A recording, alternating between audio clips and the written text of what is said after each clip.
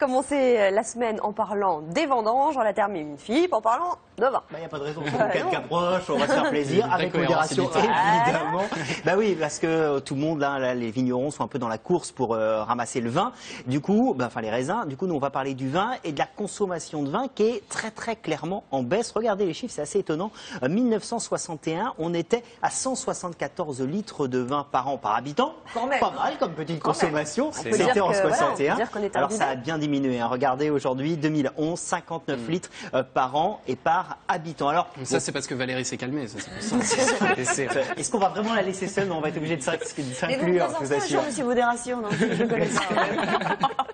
Alors, comment l'expliquer? D'abord, très simplement, par notre changement de vie. On passe moins de temps à table, moins de temps avec les amis, moins de temps avec la famille. Du coup, forcément, on consomme un peu moins. Ouais. Et puis surtout, il y a les messages sanitaires. Vous savez, on les entend en boucle, et à juste titre d'ailleurs, pour nous dire que boire avec modération, c'est important, parce que le vin avec excès, c'est dangereux. Sauf que voilà, là où il y a peut-être un bémol, c'est qu'aujourd'hui, eh bien, certains disent que ce message est peut-être un peu trop bien passé, ou du moins qu'il est mal passé. En fait, c'est la thèse qui est développée dans un livre qui vient de sortir, ça s'appelle « Invignez-vous ». Référence évidemment à Invignez-vous de Stéphane Hessel, on en a beaucoup parlé l'année dernière. Bah oui, malin. Et en fait, il a une vraie thèse. C'est Jacques Dupont qui a écrit ce livre, grand spécialiste du vin depuis de nombreuses années pour le magazine Le Point. Ouais. Qu'est-ce qu'il dit? Il dit en fait, à force de dire le vin avec excès c'est dangereux, les Français ont fait un raccourci et ils disent le vin c'est mauvais. Et en fait, c'est terrible parce que le vin, c'est un patrimoine français énorme. Le raisin, le travail de vigneron, c'est notre patrimoine, c'est notre culture. Et c'est aussi notre économie. Regardez les chiffres. Le vin, c'est le 3e produit le plus exporté par la France. 17% du vin produit dans le monde est du vin français. C'est quand même pas mal. Ça mérite d'être défendu.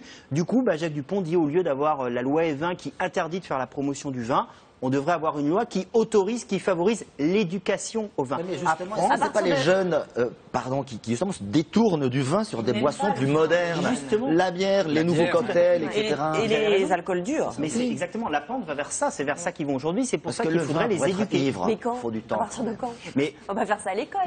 Non, mais en famille, à partir de 18 ans, avec... pourquoi à l'école on n'apprendrait pas ce que c'est que les vignes, ce que c'est que le travail du vigneron? Moi, je trouve que ce serait important. Dans l'histoire, quand même, le French Paradox. Notamment le bienfait dans le vin rouge, dans les tanins qui sont contenus dans le vin rouge, à condition évidemment de n'en boire qu'un verre. Mais c'est ça l'éducation. L'éducation, c'est apprendre à bien consommer, à consommer avec modération. Puis ça permettrait aussi de défendre nos vignobles, parce que vous savez, il y a pas mal d'investisseurs étrangers qui viennent les racheter. Rien que dans le Bordelais, il y a une 50aine de vignobles qui ont été rachetés par des Chinois ces dernières années. Donc, beaucoup, ça?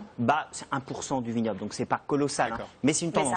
Mais c'est une tendance symbolique. Oui, simplement pour dire que 59 litres par an, comme on compte tous les habitants, c'est-à-dire y compris les nourrissons, les malades, les vieillards, ça fait plus d'1,5 litre par personne par semaine. Moi, ça me paraît raisonnable. C'est bien qu'on exporte le reste. En tout cas, c'est bien pour les économies de la France. Allez, on passe à l'éco-zap de la